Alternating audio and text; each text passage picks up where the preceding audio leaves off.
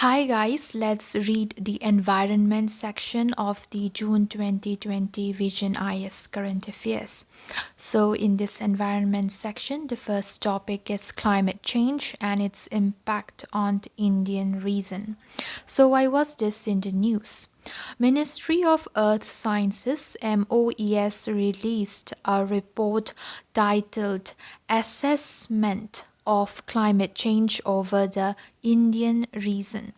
More on news. It is a first ever attempt to document and assess climate change in different parts of India. The report highlights the observed and projected changes in various climatic dimensions over the Indian region, their impacts, and various policy actions to deal with the regional climate change. Following are the observed and projected changes in various climatic dimensions over the Indian region. So the first dimension, okay, here's a table which shows dimension in one side and the another one is the observations and projections. Now let's come to the first dimension, that is a rise in temperature. What are its observations and projections? Average temperature has risen by around 0.7 degrees Celsius during 1901 to 2018. What are the causes? The surface air temperature changes over India are attributed mostly by greenhouse gases and partially offset by other anthropogenic forcing, including aerosols and land use or land cover change. As compared to 1976 to 2005 period, by the end of 21st century, it is projected that temperature may rise by approximately 4.4 degrees Celsius. Frequency of summer heat waves over India may be 3 to 4 times higher. Now let's come to the next dimension, that is the change in rainfall pattern. What are the observations and projections? Summer monsoon rainfall has declined by 6% over India between 1951 to 2015, especially in the densely populated Indo-Gangetic plains and the Western Ghats. The frequency of localized heavy rain occurrences as well as dry spells has significantly increased. What are the causes? Global scale anthropogenic forces such as greenhouse gases as well as regional scale forces such as aerosols and land use or land cover changes, that is increasing urbanization. What are the projections? Frequency of extreme precipitation events may increase landing of the monsoon season. Now let's come to the next dimension, that is droughts. What are its observations and projections? The area affected by drought has also increased by 1.3% per decade during 1951 to 2016. Areas over central India, southwest coast, southern peninsula, and northeastern India have experienced more than two droughts per decade and average during this period. What are the causes? Overall decrease of seasonal summer monsoon rainfall during the last 6 to 7 decades. What are the projections? Increase in the frequency, that is greater than 2 events per decade, intensity and area under drought conditions. Now let's come to the next dimension, that is floods. What are its observations and projections? Flooding events have increased since 1950 in parts due to enhanced occurrence of localized short duration intense rainfall events. Projections: higher risk of glacier and snowmelt in a warming world would enhance stream flow and compound flood risk over the Himalayan river basins. Next dimension is sea level rise in the North Indian Ocean. It occurred at a rate of 1.06 to 1.75 millimeter per year during 1874 to 2004 and has accelerated to 3.3 millimeter per year between 1993 and 2017, which is comparable to the current rate of global mean sea level rise. Also, sea surface temperature (SST) of the tropical Indian Ocean has risen by 1 degree Celsius on average during 1951 to 2015, markedly higher than the global average SST warming of 0.7 degrees Celsius. What are its causes? Continental ice melt and thermal expansion of ocean water in response to global warming. What are its projections? Sea level in the NIO, that is North Indian Ocean, may rise by 300 millimeter relative to the average over 1986 to 2005. Now let's come to the next dimension, that is tropical cyclonic storms. The frequency of very severe cyclonic storms VSCS during the post monsoon season has increased significantly, plus one event per decade during the last 2 decades. What are its causes? The intensity of tropical cyclones (TC) is closely linked to ocean SST and heat content, with regional differences in their relationships. Climate model project a rise in the intensity of tropical cyclones in the NIO basin during the 21st century. Now let's come to the next dimension, that is Himalayan Cryosphere. The Hindu Kush Himalayas HKH, largest area of permanent ice cover outside the North and South poles, also known as the Third Pole, experienced a declining trend in snowfall and also retreat of glaciers in recent decades. However, parts of the high elevation Karakoram Himalayas have, in contrast, experienced increased wintertime precipitation in association with enhanced amplitude variations of synoptic western disturbances. Climate of the HKH is characterized by tropical or subtropical climatic conditions from the foothill region of the mountains to permanent ice and snow-covered peaks at higher altitudes.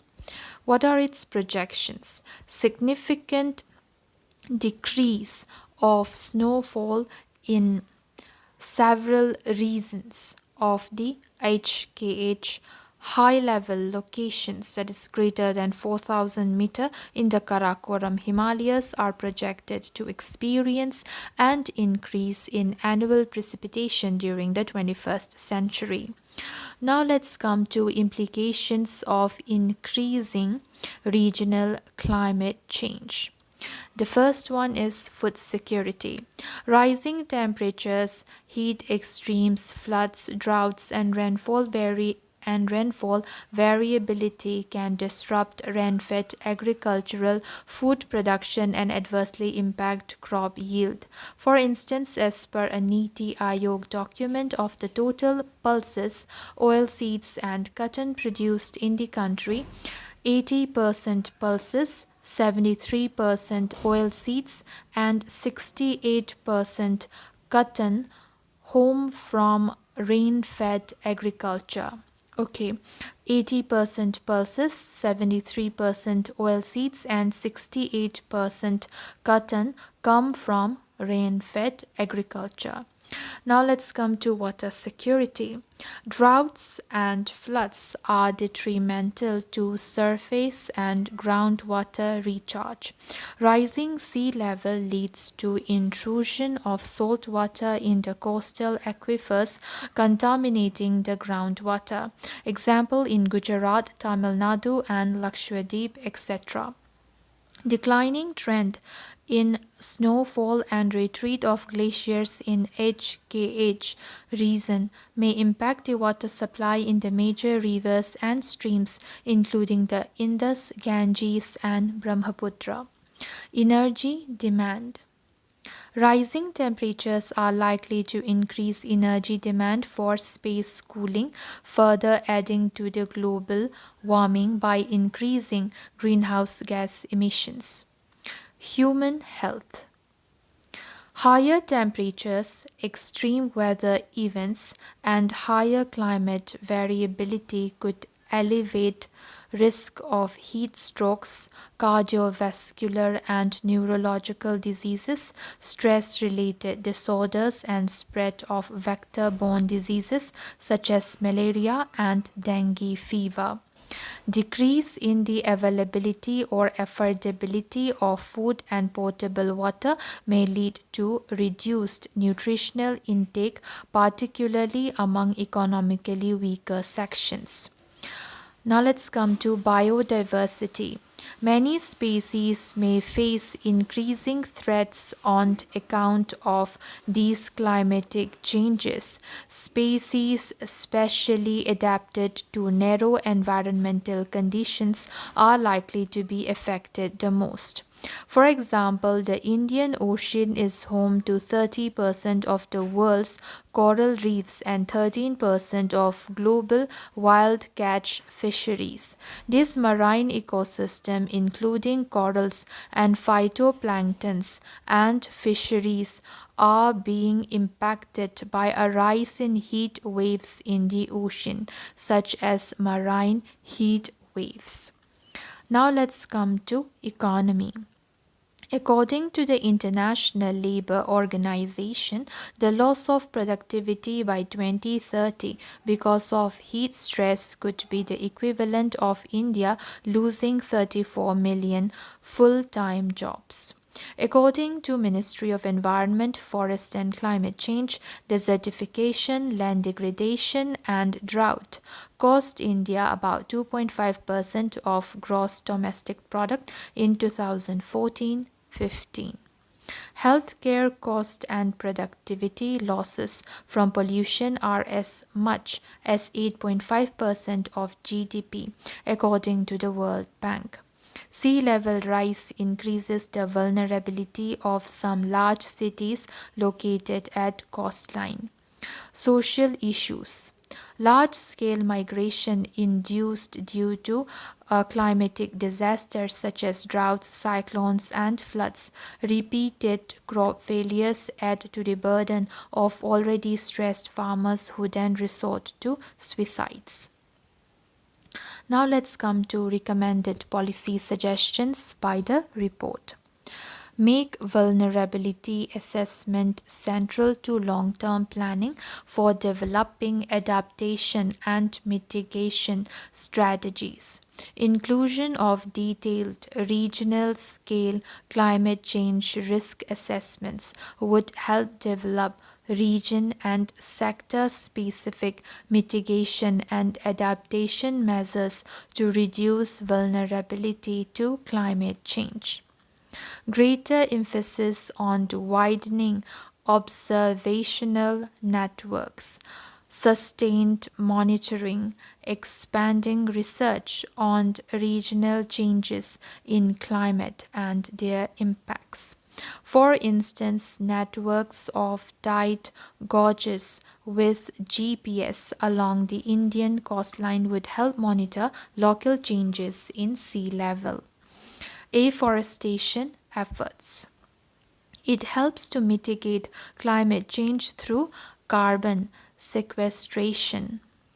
It also enhances resilience to flash floods and landslides by improving soil retention, improve resilience to droughts by increasing percolation of surface water into the soil, improve resilience of coastal infrastructure and habitation by reducing coastline erosion due to storm surges and sea level rise. Reduce vulnerability to extreme heat by reducing ambient temperatures and support native wildlife and biodiversity. Equity and social justice for building climate resilience, since the most vulnerable people, such as the poor, the disabled, outdoor laborers, and farmers, will bear the brunt of climate change impacts. Now let's come to the second topic on the environment section, that is gender, climate, and security. Why was this in the news? Recently, a new report titled Gender, Climate and Security Sustaining Inclusive Peace on the Front Lines of Climate Change was published by the United Nations Environment Programme, UNEP, UN Women, the UN Development Programme, UNDP, and the UN Department of Political and Peacebuilding Affairs, UNDPPA. Now let's come to UN Department of Political and Peacebuilding Affairs, DPPA. The DPPA was established in 2019 following the reform of the United Nations Peace and Security Infrastructure, which brought together the former Department of Political Affairs, DPA, and the United Nations Peacebuilding Support Office. It plays a central role in United Nations efforts to prevent deadly conflict and build sustainable peace around the world. The department provides support to the United Nations Secretary General and his envoys in their peace initiatives, as well as to UN political missions around the world. Now let's come to key highlights.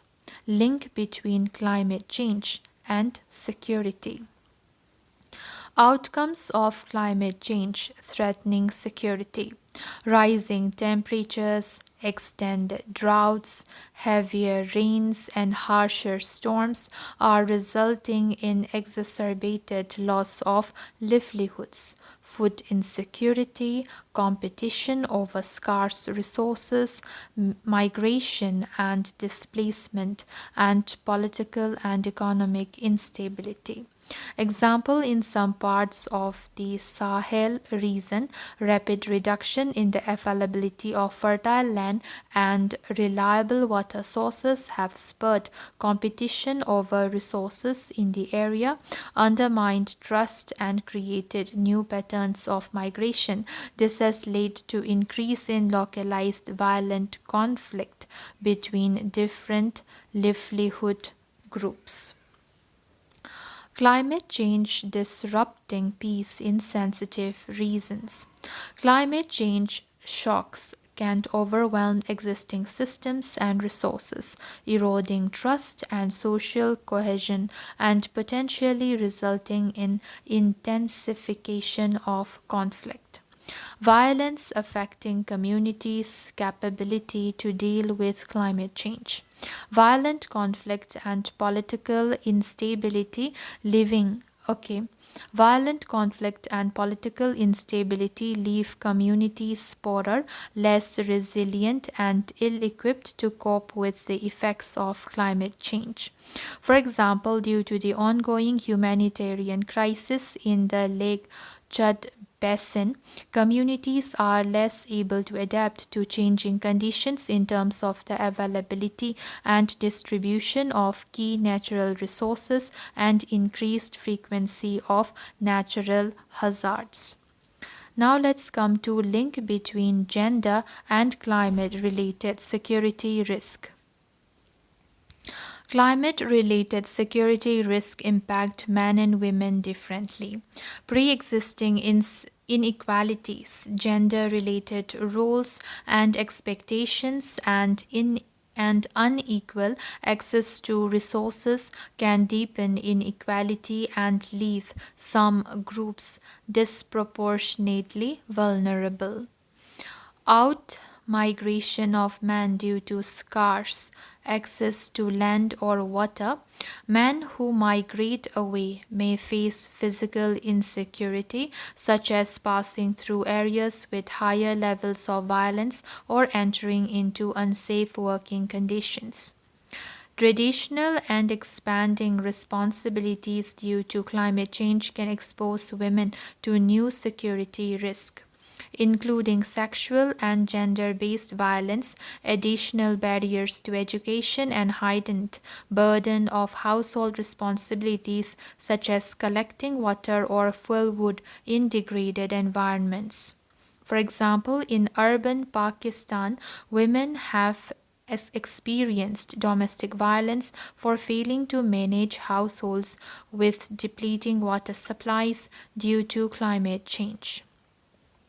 New opportunities for involving women in peace building, conflict prevention, and climate change adaptation. Incorporating women's unique knowledge of natural resources as providers of food, water, and energy into climate change adaptation can strengthen the design and implementation of adaptation plans. For example, in Sudan, women in some communities have become actively involved in facilitating dialogue over natural resource disputes. Recommendations for integrated action. Integrate complementary policy agendas. Concerted and coordinated action needs to be undertaken to integrate largely siloed policy frameworks on sustaining peace, climate change, and women, peace, and security. Policies to address climate related security risk should systematically increase gender dimensions. Some UN policy frameworks and global agendas which present opportunities for integrated action are United Nations Framework Convention on Climate Change, UNFCCC, Kyoto Protocol 1997, Paris Agreement 2015, Lima Work Programme on Gender 2014, 2020 Agenda for Sustainable Development. Now let's come to the next point, scale up integrated programming.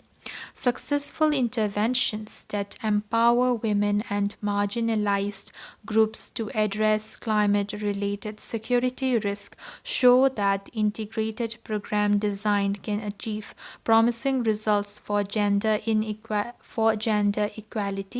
climate action, and peace-building goals. Such initiatives should be significantly scaled up through cross-sectoral partnerships. Next point is increase targeted financing. The majority of financing for conflict prevention, peace building, and sustainable development remains gender blind. Dedicated investments in women's enforcement can be increased in sectors related to natural resources, including agriculture and rural development, energy access, and water and sanitation. Expand the evidence base.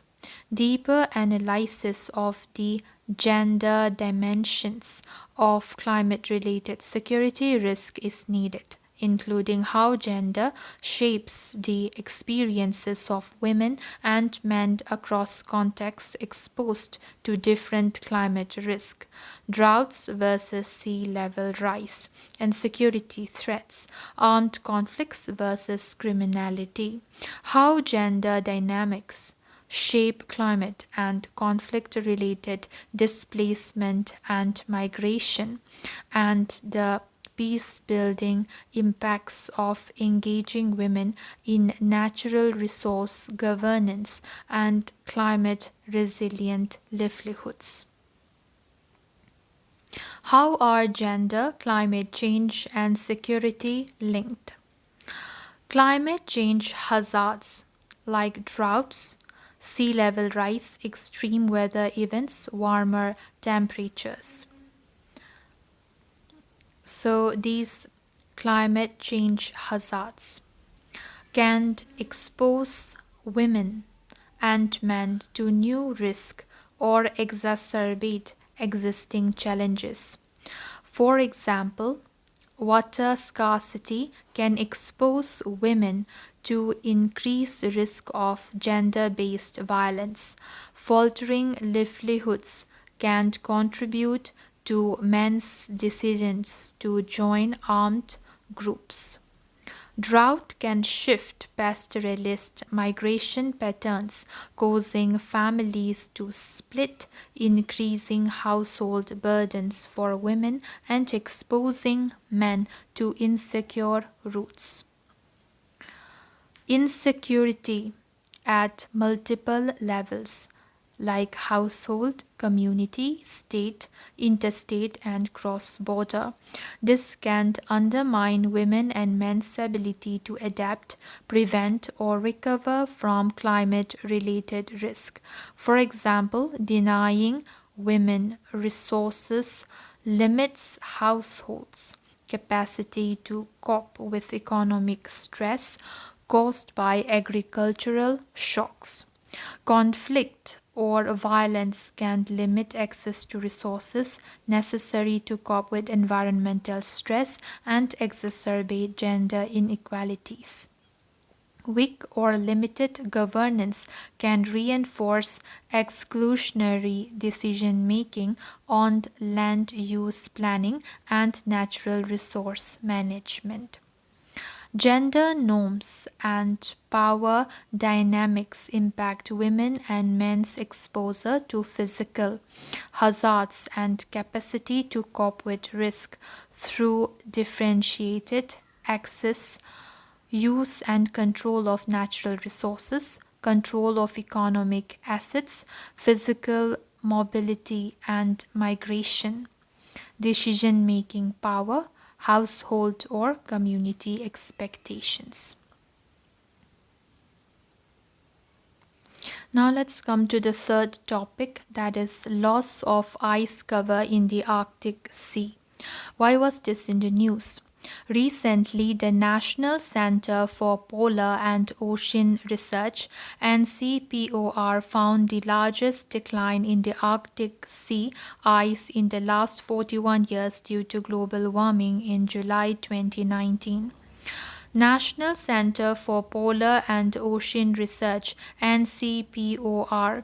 It was established as an autonomous research and development institution of the Ministry of Earth Sciences in 1998 to carry out research activities in the polar and southern ocean realms. It is also responsible for maintenance of the Indian stations in Antarctica, that is Maitri and Bharati, and Arctic, Himadri. More about the study. NCPOR noted that between 1979 and 2018, the sea ice has been declining at a rate of minus 4.7% per decade, while its rate was found to be minus 13% in July 2019. Sea ice is frozen sea water that floats on the ocean surface. It forms in both the Arctic and the Antarctic in each hemisphere's winter. It retreats in the summer but does not completely disappear. If this trend continues, there would be no ice left in the Arctic. C by 2050, since the volume of ice lost during summers might surpass the volume of ice formation during winters. Rapid decline in Arctic sea ice cover is linked with growing carbon emissions and subsequent global warming. Now let's come to impacts of declining Arctic sea ice cover. The first impact would be influence on regional weather. The decline of sea ice may have impact on evaporation rates, air humidity, cloud cover, and rainfall of neighboring regions. In recent times, high temperatures have been recorded in the Siberian region, causing a prolonged heat wave, which have been attributed to absence of sea ice, among other factors.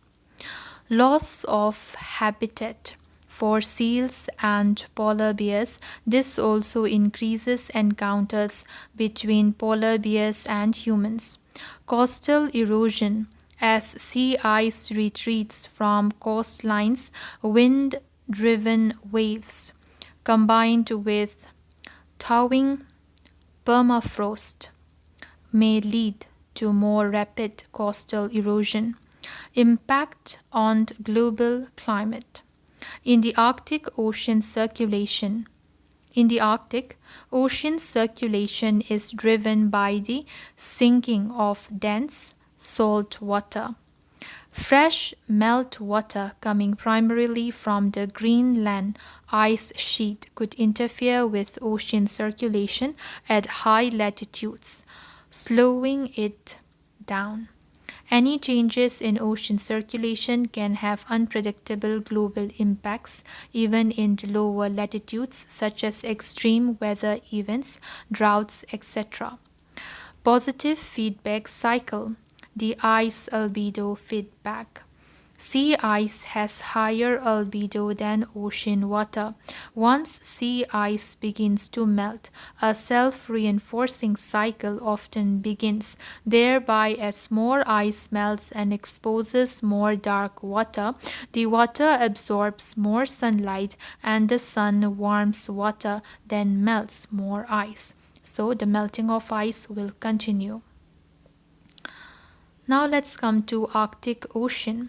The Arctic Ocean is Earth's northernmost body of water and the world's smallest ocean.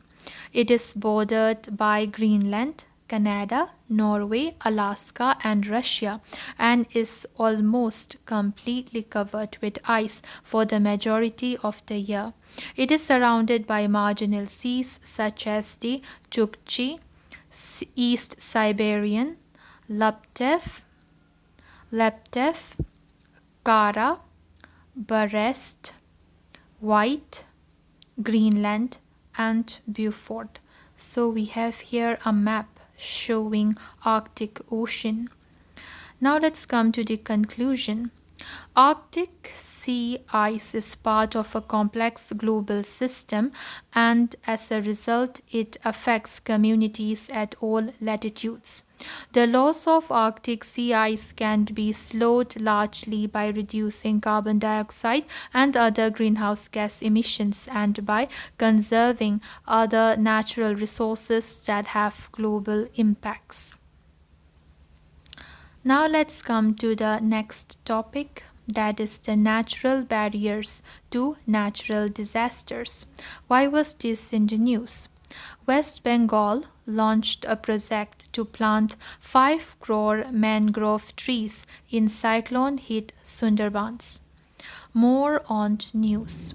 Powerful cyclone Amphan that struck India and Bangladesh last month passed through the vast mangrove forest of the Sundarban Delta. It resulted into destruction of 1,600 square kilometers of the 4,200 square kilometer mangrove forest. Hence, the present plantation drive aims to finish the project in a month. Mangroves as natural barriers to cyclones. There is growing evidence that mangroves and other natural barriers are critical components in the overall resilience of coastal areas to threats posed by tsunamis, cyclones, and other natural disasters.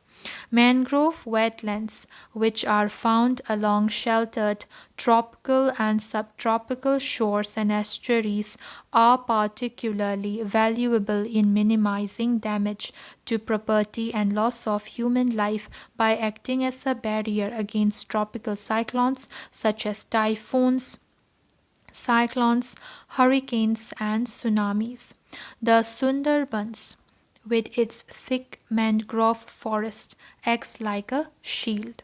The mangroves do not just help to reduce the wind speed drastically when the storm moves through the delta, but even help to break the waves and the storm surge triggered.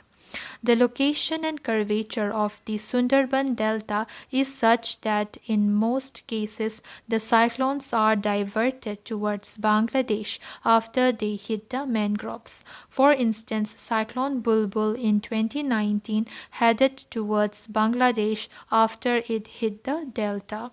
In Orissa also the mangrove forest in Bhitarkanika National Park, which is in Orissa, withstood high velocity winds and protected the area when Cyclone Amphan barreled through the Orissa coast. In the 1999 super cyclone, the area was also saved as the mangroves bore the onslaught of gusty wind. Now let's come to natural barriers to disasters, bioshields. There are indirect and direct linkages between ecosystems and disasters. Ecosystem based approaches can be effective tools in reducing disaster and climate risk, and one of the few approaches to reduce the three components of the risk equation.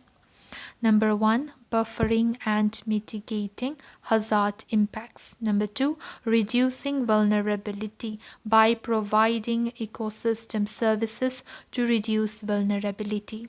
Number three, reducing exposure where natural infrastructure is established in highly exposed areas.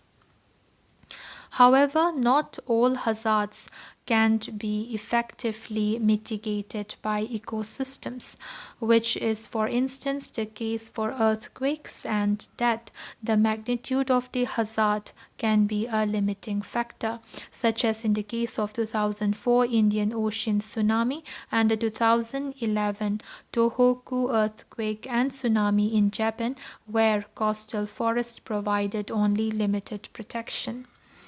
Now let's come to hazard mitigation functions of different ecosystems. The table is divided into two. The first one, it shows the ecosystem, and the another side shows hazard mitigation. Now let's come to the first ecosystem, that is mountain forest, vegetation, and hillsides. What are its hazard mitigation?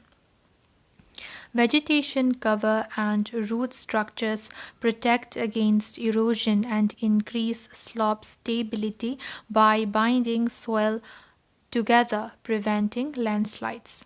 Forests protect against rockfall and stabilize snow, reducing the risk of avalanches.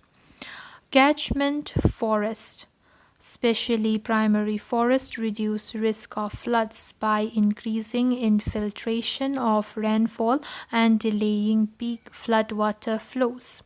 Forests in watersheds are important for water recharge and purification, drought mitigation, and safeguarding drinking water supply. Now let's come to the next ecosystem, that is wetlands, floodplains. What are its hazard mitigation? Wetlands and floodplains control floods in coastal areas, inland river basins, and mountain areas subject to glacial melt. Peatlands, wet grasslands and other wetlands store water and release it slowly, reducing the speed and volume of runoff. So it reduces the speed and volume of runoff. Coastal wetlands, tidal flats, deltas, and estuaries reduce the height and speed of storm surges and tidal waves. Marshes, lakes, and floodplains release wet monsoon flows slowly during the drought periods. Now let's come to the next ecosystem, that is coastal mangroves, salt marshes, coral reefs, barrier islands, sand dunes. What are its mitigation? Coastal ecosystems protect against hurricanes, storm surges, flooding, and other coastal hazards. A combined protection from coral reefs, seagrass beds, and land and sand dunes, or coastal wetlands, or a coastal forest are particularly effective. Coastal wetlands buffer against saltwater intrusion and adapt to slow sea level rise by trapping sediment and organic matter. Non-porous natural barriers such as sand dunes with associated plant communities and barrier islands dissipate wave energy and act as barriers against waves, currents, storm surges, and tsunamis, depending on the magnitude. Now let's come to the next ecosystem, that is drylands. Natural vegetation management and restoration in drylands contributes to control desertification as trees, grasses, and shrubs conserve soil and retain moisture.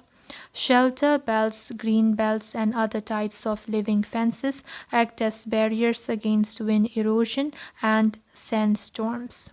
Maintaining vegetation cover in dryland areas and agricultural practices such as use of shadow crops, nutrient enriching plants, and vegetation litter increases resilience to drought.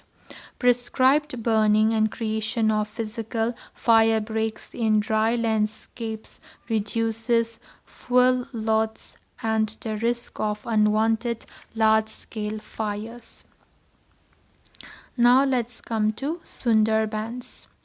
The Sundarbans mangrove forest is one of the largest such forests in the world, 140,000 hectares, lies on the delta of the Ganges, Brahmaputra, and Meghna rivers on the Bay of Bengal. It is adjacent to the border of India's Sundarbans World Heritage Site inscribed in 1987. The site is intersected by a complex network of tidal waterways, mudflats, and small islands of salt-tolerant mangrove forest and presents an excellent example of ongoing ecological processes.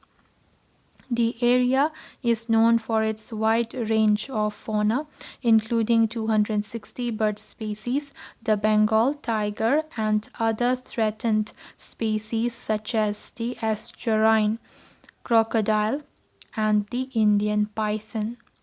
Mangrove cover, according to the India State of Forest Report 2019. There has been a net increase of 54 kilometers square in the mangrove cover of the country as compared to 2017 assessment.